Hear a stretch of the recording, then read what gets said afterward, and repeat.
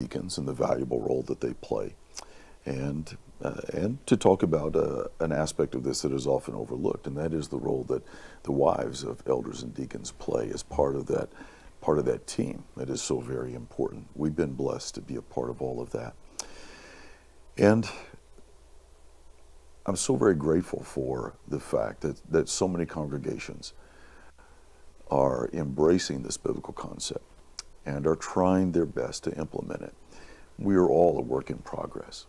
We still have work to do. We still have progress to make. We will make mistakes. Sometimes we will have setbacks, but we want to continue to make progress.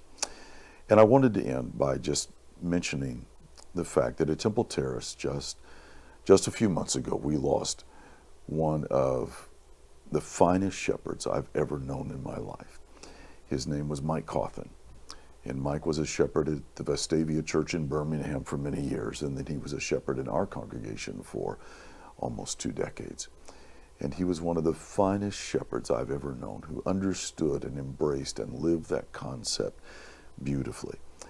He wrote a letter to one of our members who had moved to another place and was about to be appointed a shepherd for the first time. And he asked Brother Cawthon, he said, I'd like to know your counsel. And Mike wrote a beautiful letter to him. And I certainly cannot read all of it. But if I could just highlight a couple of things he said. He said, make shepherding the focus always. Develop a servant leadership heart.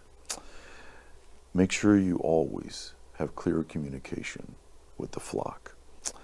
Delegate, and delegate with your deacons.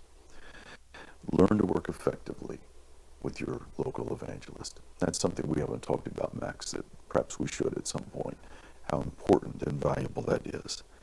And then he said, above all else, concentrate on saving souls. And I tell you, I just thought that reflects his heart perfectly. And so at the very end, I wanted to honor the memory of that good man that I love so much. Thank you, Don.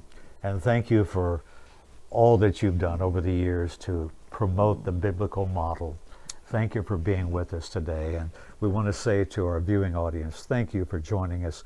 We hope that you've been benefited by these few thoughts that Brother Don and I presented. May God bless you. And we look forward maybe to another time when we can do this again. Thank you.